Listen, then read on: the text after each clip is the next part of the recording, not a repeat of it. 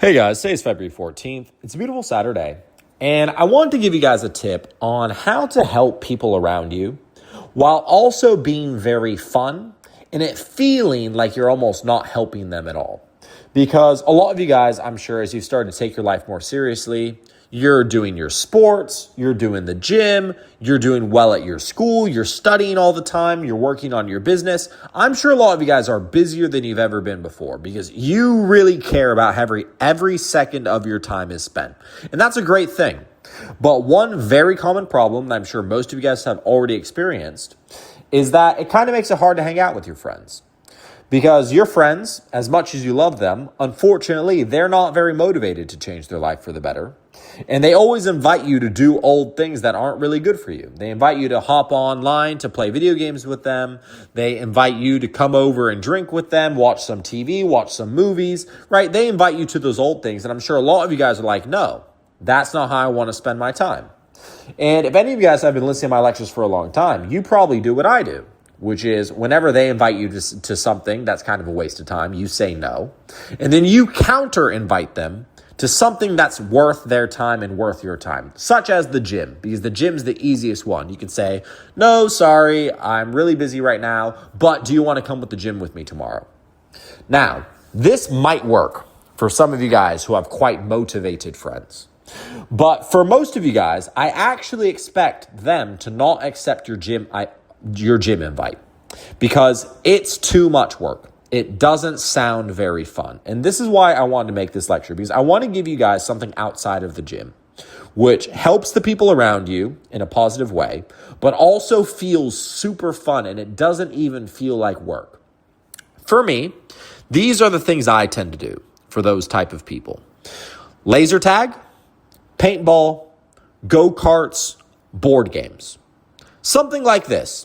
And I have a few rules for these things. The first thing is that I don't want it to just be me and them. I want it to be me and them and either a couple of strangers or more friends. So let's say get 4 friends together for a board game, or get me and a friend and we go to go-karts, or me and a friend and we go to laser tag. And I want you guys to understand why I choose these specific games. And I also want to mention to you guys why video games don't work. It's because, one, this has to be a game where there's problem solving and communication involved. There has to be a game where you're around people in person talking to them. And the most important thing, and the reason video games don't work, is because it has to be something that the person can't really do on their own. I want you guys all to completely abandon video games. Any of you guys who are over 16 years old or 17 years old, I'm letting you know now, video games, it is not worth the time you spend in them. They are too addicting. They're too big of dopamine traps. If your friends always want to play video games with you and you're like, man, I really miss playing games with my friend. It really helped us solve problems together. Just find either a board game or find something like laser tag, escape rooms, go-kart. Find something in person. And let me tell you guys why these things are actually beneficial for the people around you. One, it gets them moving, right? Most people, they sit in their house all day. Most people don't get very much done. I'm letting you guys know now, if you invite your friend out, let's say tomorrow on Sunday, to go do go-karts with you, that's probably going to be the first time he goes out the house that day, right? Because we're trying to help the laziest of your friends. The ones who have some level of work or some level of motivation, they'll head to the gym with you every single time you invite them. I want to give you guys a tip for the laziest of your friends. This is where you do go-karts. This is where you say, come to my house, we'll play a board game. I'll invite Bill and Jim as well, right? This is where you start to get people around you moving. This is where you get them to talk with other people in person, such as yourself and maybe strangers ideally. This is where you get them to interact and you get them to problem solve, you get them to communicate. And I'm telling you guys now, this is something that I don't think you will ever regret doing.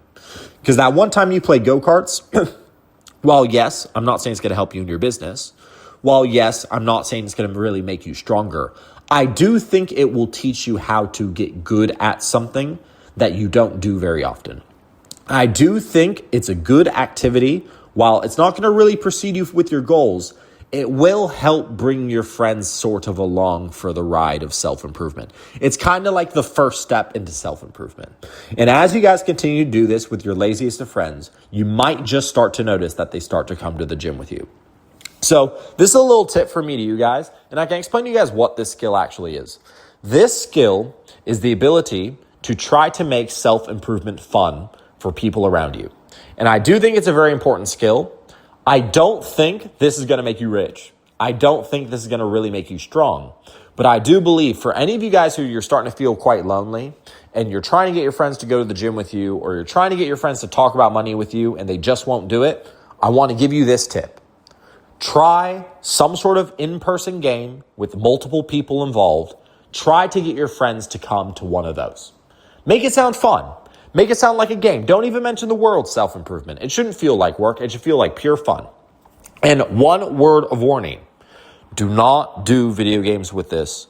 You do not want to do an activity that someone can start to play and practice on their own at home. The problem with video games is not the fact that they're a game. The problem with video games is not the fact that they're a problem. The problem with video games is that they're too accessible, and I don't want you guys to be dragged into that, and I don't want you guys to drag other people into that too. So hopefully this whole lecture makes sense. And for your guys' assignment, it's going to be very simple. Tomorrow, it's a beautiful Sunday. All of you guys, I want you guys to go do one of these games with some of your friends. Think of your friends who you really like, and you're like, man, I like that guy. He's a really nice guy, but you know, he never goes to the gym with me, and he's going down the wrong path. Go invite him to go-karts.